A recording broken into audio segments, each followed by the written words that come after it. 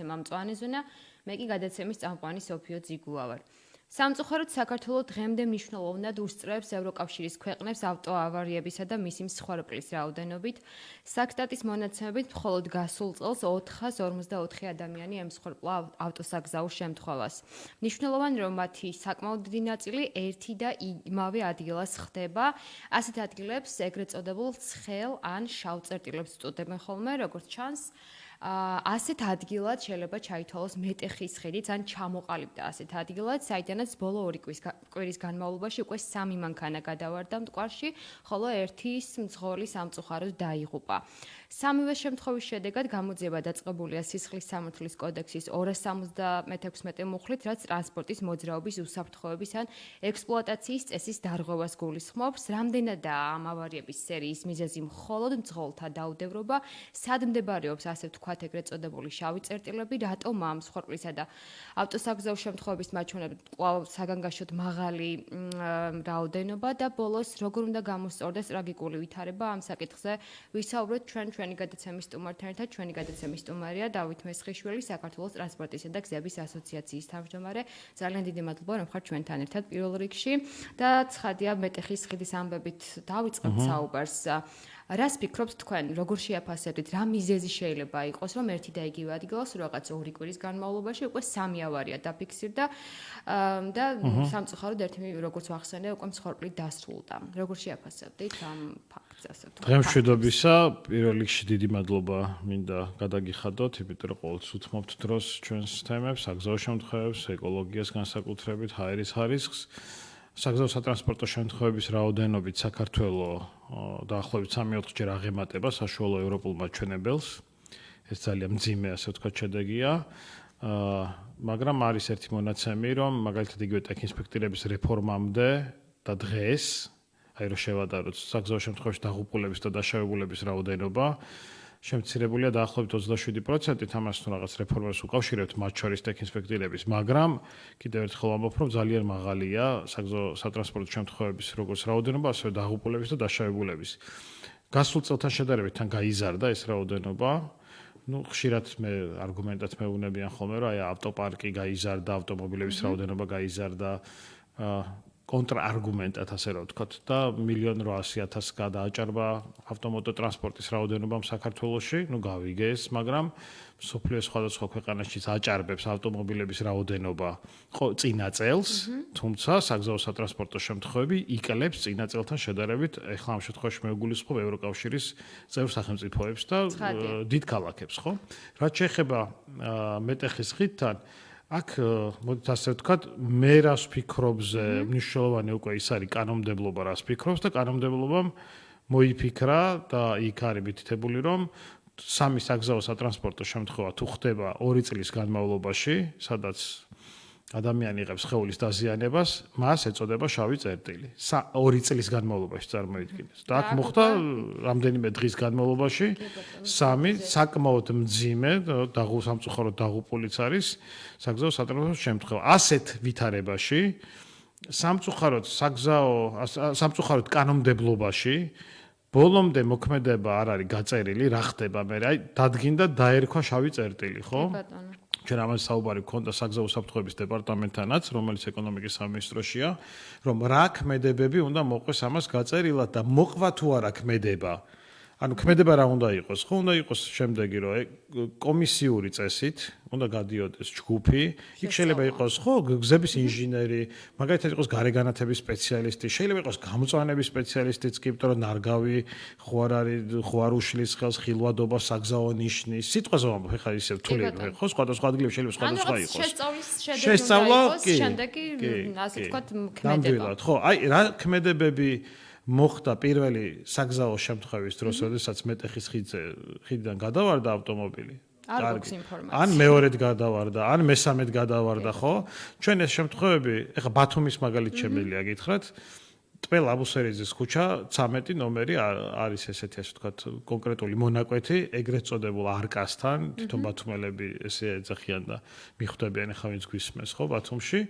შავი წერტილი კი არა და რა ვიცი, შავი ლაქაა მთელი ის ტერიტორია, იმიტომ რომ კვირა არ გავა, რომ ქვეითად მოსიარულეს არ დაეჯახოს ავტომობილი. რა გაკეთდა იმისთვის, რომ ეს აი, საინტერესო კითხვა. იგივე ბათუმის შემთხვევაშიც და წინა წლებში აქტიურობდით ჩვენ და მაშინ უთხარით ჩვენ იგივე ბათუმის მერიას, რომ ადგილზე რეაგირება მოეხდინათ და გასულიყვნენ. აი, ერთი საკითხი შეიძლება გავიდნენ, მაგრამ საგზაო შემთხვევების ანალიზს სჭირდება სპეციალიზირებული ცოდნა.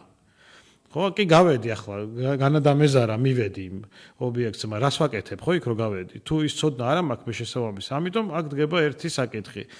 არა საკრიტიკოდ კი არ ვამბობ რომელიმე იმის უწყების ან მერიის ან იმის, მაგრამ საკითხი დგება ესეთი, რომ ყველა ვინც კი ამ სფეროში უნდა იყოს ჩართული და აღმოფხრას შავი წერტილები მუნიციპალურ დონეებზე მაგალითად უნდა გაიარონ შესაბამისი მომზადება. სხვანაირად ეხლა ხო შეუძლებელია, როგორ უნდა მიხვდნენ რა მოხდა. შემთხვევაში სხვადასხვა ქმედება არის და საგეგმი და ნუ ეხლა რამდენად შეიძლება ჩაითვალოს მეტეხის ხიდი ეგრეთ წოდებულ შავ წერტილად და ამასაც ალბათ კანონმდებლობამ ჩათვალა უკვე. კი ბატონო, თბილისში ნუ თქვენ ახსენეთ ეხლა ბათუმის მაგალითი კიდევ ყველა ქალაქში გვაქვს ეს კიდევ რომელ ადგილებს შეიძლება ეწოდოს ეგრეთ წოდებული შავი წერტილები, რო გითხრათ ან თბილისის მაგალითზე და რა განაპირობებს მათ ასეთ ჩამოყალიბებას ძირითად შემთხვევებში, იმიტომ რომ კიდევ ერთხელ ვამბობ, შეიძლება ყველა შემთხვევაში სხვადასხვა რაღაც იყოს მიზეზი, ხო? და ნუ რა არის შესაძლებელი ამ შემთხვევაში მეტეხის ხიდზე ან რომელიმეზე თუ გაქვთ თქვენ ასე ხო, ესე კონკრეტულად, აი კიდევ ერთხელ კომისიური წესით უნდა გავიდეს, კომისიური ცოდნა მეც არ მაქვს, იმიტომ რომ კომისია ნიშნავს სხვადასხვა დარგის გაერთიანებას, ყველა დარგი არავინ არ იცის ერთად. ხო, უფრო მეტი შეიძლება რაღაც კონკრეტულ შემთხვევაზე გეოჰიდროლოგიც კი დაგჭირდეს, ხო? კონკრეტულ შემთხვევაზე, იმიტომ იქ რაღაც ნაკადი იყოს წყლის და ასე შემდეგ, ხო? განსაკუთრებით თუ ეს რთულ რელიეფური გზებია, ქედა, ხო? ეხლა ქედაში მაგალითად კონკრეტული მონაკვეთია, ნუ არ გადის ისე, რა ვიცი, თვე რომ ადამიანი არ დაიღუპოს. თვე არ გადის, არა თუ 2 წელი, როგორც კანონში გვაქვს ჩვენ მითითებული, ხო? ესე იგი, პირველი შავი წერტილების იდენტიფიცირება, როგორ უნდა ხდებოდეს, ხო? ბევრი მეთოდი არსებობს. გარდა იმისა, რომ კანონმა დაადგინა, დათვალა, რომ აქ უკვე მოხდა ამდენი საგზაო შემთხვევა, ხო? კი, აი წარსულის შესწავლა შეიძლება.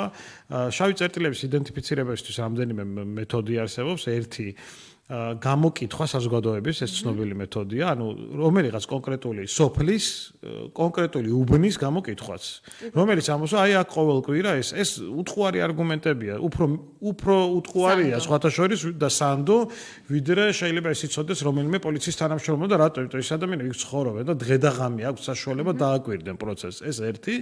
მეორე, პოლიციის მონაცემები, სამწუხაროდ პოლიციის მონაცემებში ზუსტი ადგილები არ არის იდენტიფიცირებული, არის მაგალითად გზის მონაკვეთი რამდენიმე კილომეტრიანი. აი ზუსტად რომელ მონაკვეთზე რა ადგილზე და კარგი იქნება თუ ამას პოლიცია მიაქცევს ყურადღებას და ყველა ასეთი ადგილი შავი წერტილი უნდა იყოს აღნოსხული, უნდა იყოს რუკაზე გადატანილი. და როგორ ვებრძოლოთ, ხო? გარდა იმისა, რომ კომისია გადის იქ და უშუალოდ ნახულობს, რომ იქ და უშუალოდ გზის საფარის პრობლემა იყო თუ ასე შემდეგ, სხვა რამ პრობლემა, მძღოლი უნდა იღებდეს გაფრთხილებას. ან რაღაც ნიშნებით ან ნამდვილად, კი, ეგ არის საერთაშორისო ასე ვთქვათ პრაქტიკა, რომ მძღოლი როდესაც უახლოვდება, მაგალითად ქუთაისის წყალტუბოს გზა, მე გზადაგზა გიყვებით და მონაკვეთები მახსენდება. ქუთაისის წყალტუბოს გზა, რომელიც ნუ არის ერთ-ერთი უმძიმესი მონაკვეთი არის საგზაო შემთხვევების თვალსაზრისით, კონკრეტული მონაკვეთზე მძღოლი უნდა იღებდეს საგზაო ნიშნებით ინფორმაციას, უნდა იღებდეს ეკრანით ინფორმაციას, რომ შეანელე უახლოვდებია შავ წერტილს, ხო, აქ უფრო მეტი ზოგიერთ ქვეყანაში გამოიყენება მეთოდი, რითაც უფრო ზაფრავენ მძღოლებს, რომ მეტი ყურადღება, რომ აქ დაიღუპა ამდენი ადამიანი და ხო გამოიჩინო დამატებით ყურადღება და რაღაც, ხო? ნუ ეგ უკვე smart ხო კონცეფციაში აპლიკაციები თავისთავად, რა თქმა უნდა, იქაც უნდა იყოს მითითებული. ხო, შეიძლება რატომაც არ არის რთული. საერთაშორისო დონეზე ესია, ხო? ამიტომ მარტო ის კი არა, რომ აღმოფხრა ვიღაცამ და უშუალოდ რაც დახა იქ ნაკლოვანება საგზაო პროცესში, არამედ მძღოლი მოვამზადეთ იმისთვის, რომ ის კონკრეტული მონაკვეთი გაიაროს განსაკუთრებული ყურადღებით. კი ბატონო, აი ზოგადად ჩვენი ქვეყნის მაგალითზე გარდა ეგრეთ წოდებული შავი წერტილებისა, რა არის მთავარი მიზეზი, გამომწვევი მიზეზები ავტოსაგზაო შემთხვევების და ამ მიზეზებს შორის რამდენად ბევრი ან რა ადგილს იკავებს ეს შავი წერტილები? კი ბატონო, აი ზუსტი სტატისტიკა სამწუხაროდ არ გვაქვს. სამწუხაროდ ის სტატისტიკა, რომელიც ქვეყნდება, არ გვაძლევს სიზუსტეს არ გვაძლევს რა, ასე რომ ვთქვათ და იმიტომ რომ თან შეიძლება არც მოხდეს სტატისტიკაში, ხო? ხო, აი მაგალითად საგზაო ინფრასტრუქტურის გაუმართაობა რაც შეიძლება იყოს, კი არა და საერთაშორისო დონეზე არის აღიარებული, რომ დაახლოებით 25%, მათ შორის ევროკავშირის ქვეყნებში, სადაც იდეაში ითვლება, რომ ყველაფერი გამართულია, გაუმართავ საგზაო ინფრასტრუქტურაზე მოდის. მაგალითად 15% მოდის ტექნიკურად გაუმართავ ავტოტრანსპორტზე. აი ეს შემთხვევებია, რომელიც სტატისტიკაში არ შედის. ანუ დაახლოებით ნახევარი ამ შემთხვევებისა საერთოდ არ ხვდება სტატისტიკაში, ან ხვდება სხვა მიზეზით. გამოძიება როგორც იწყება, იმაშიც იმითაც შეგვიძლია ვიმსჯელოთ, რომ სულ ერთი და იგივე მუხლით ხდება, როგორც წესი, კი, ანუ იმიტომ რომ პირველად, დავუშვათ გავედით საგზაო შემთხვევის ადგილზე, ხო? ადგილას და ნახეთ საგზაო შემთხვევა, გამოვიკვლიეთ, ბრძოლი შევამოწმეთ, აღმოჩნდა თრობის ქვეშ.